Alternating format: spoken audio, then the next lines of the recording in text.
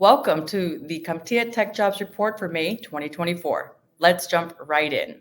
The recent release of the BLS Jobs Report showed employment across the U.S. economy cooled with an increase of a modest 175,000 new positions. The national unemployment rate inched up to 3.9%. For the tech perspective, let's turn to CompTIA's Chief Research Officer, Tim Herbert. Hi, Tim. Hi, Andrea. So Tim, tell us, what does this latest data mean to job seekers and employers? The latest report was about in line with expectations. It wasn't bad, but it certainly wasn't stellar. And this is just something we have to be prepared for. We're not going to set a new record every month, and we're going to experience those types of fluctuations.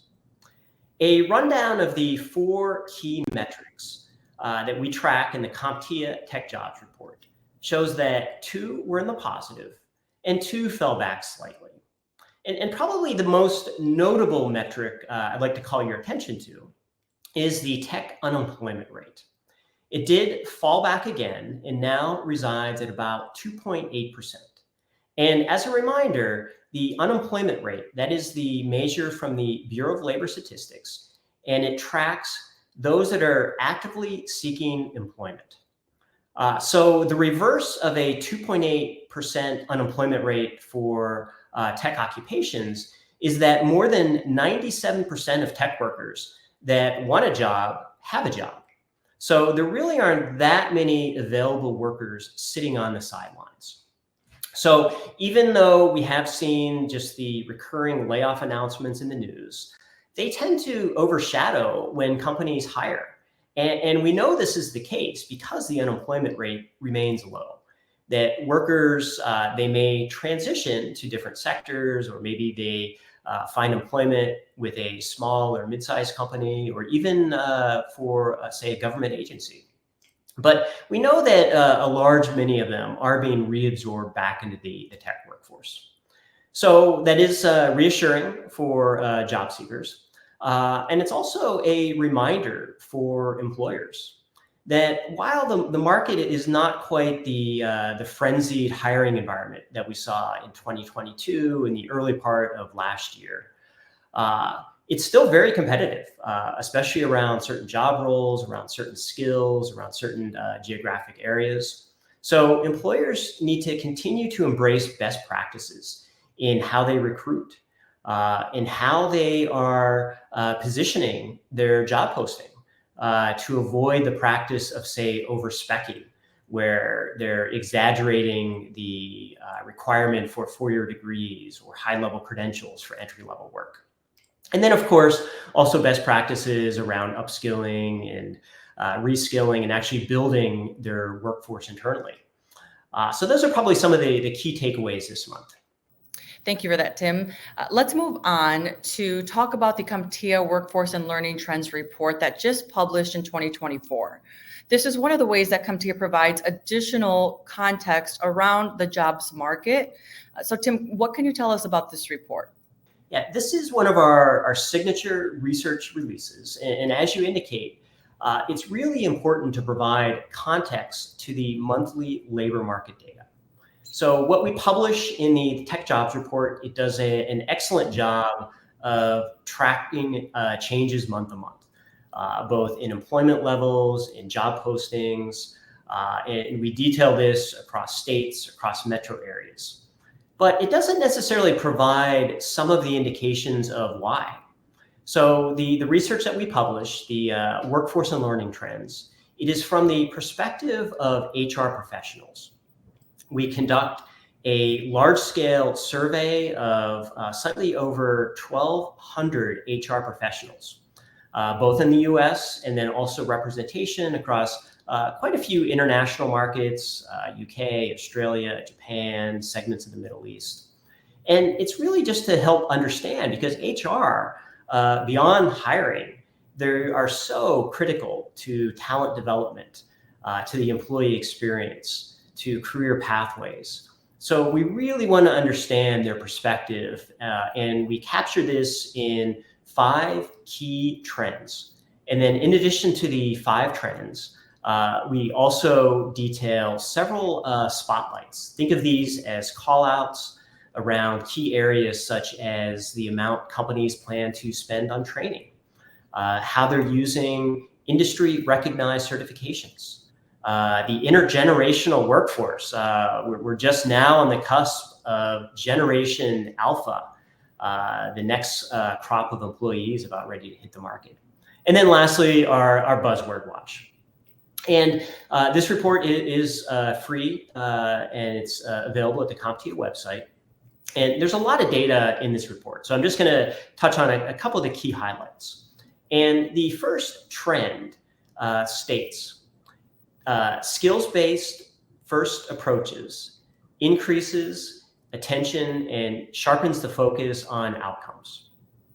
And I'm paraphrasing a little bit, but the gist is that we've been talking about skills-based hiring now for a couple of years. And that's really been on the forefront of many workforce discussions.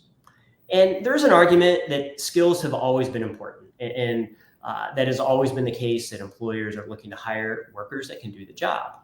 But there are new facets to the skills discussion. And if you look at the accompanying chart, you do see that almost half of HR professionals, they do indicate that they believe that there are new elements to the trend. And some of this is driven by, we just have better tools and better platforms, better data to track skills in a more granular way. We have better mechanisms to map career pathways. And some of this is through the efforts of CompTIA, a lot of the work that we do around skills domains, around jobs taxonomies. It just helps us to have a more nuanced understanding of skills and how it aligns to jobs, and then certainly the broader discussion of KSAs, or knowledge, skills, and abilities. And a couple of the reasons why this trend is so in focus today, and there is this expectation of outcomes, is one, it aligns more closely to job roles. And this is, and certainly no criticism of four-year degrees, and degrees still play an important role, but in many cases, they're not designed to align to a specific job role. So many degrees are not designed to align to, say, a tech support specialist or a network engineer or a cybersecurity engineer. So in many cases, having a better understanding of skills and skills-first approaches, it allows companies to better tailor how they evaluate their candidates, and these could be external candidates or internal candidates. The second element in the trend is around expanding the candidate pool. And this is certainly something that 2 years ago was really top of mind for so many employers. Amidst the hiring frenzy, everyone was looking to expand their pool. And in some cases, it was a wake-up call that companies can't simply essentially buy talent because it often means that they are trying to recruit away from a competitor. And in some cases, that can be quite expensive if you have to pay a premium. So a lot of it is expanding the candidate pool, looking beyond, say, candidates from what may be considered a traditional background. So creating more alternative pathways into certain types of job roles, and then also diversifying the workforce. And this is something that companies recognize, that when you are serving a diverse customer base, you better also have a diverse employee base to make sure you have the diversity of perspective. And then lastly, the third element in the skills discussion is around career pathways. And this is also a best practice that we often hear job seekers, they want to understand how their employer is thinking about their career development.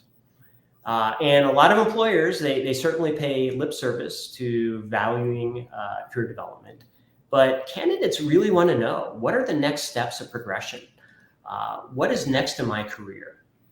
And having a skills-first approach provides that structure. It really facilitates some of the discussion around, here are the depth and breadth of skills that you will need to develop to continue to advance.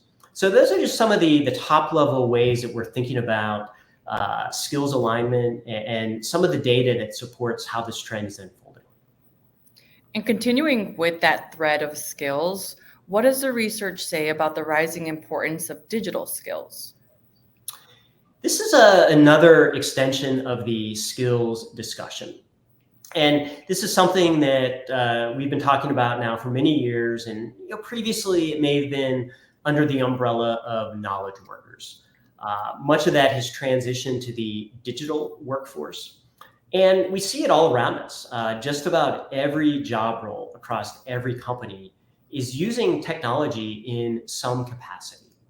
At CompTIA, we use two segments of digital skills.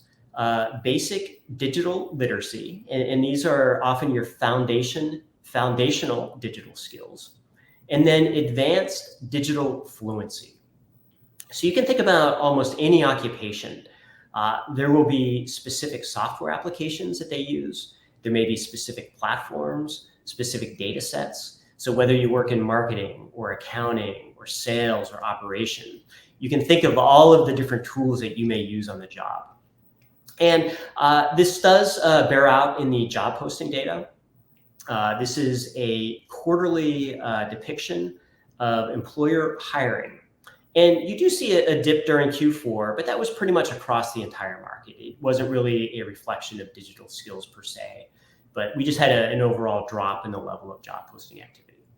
But if we were to go back, say, 5 years, you will see a steady upward slope in expectations among employers. And there's also an argument to be made that the job posting data understates the true count and true expectations around digital skills. It's almost to be expected. So employers don't even list it anymore. It's similar to reading, writing, and arithmetic. Now it's reading, writing, arithmetic, and digital skills. Employers just assume that you have a foundation of skills. And then we also see it in the workforce and learning trends study.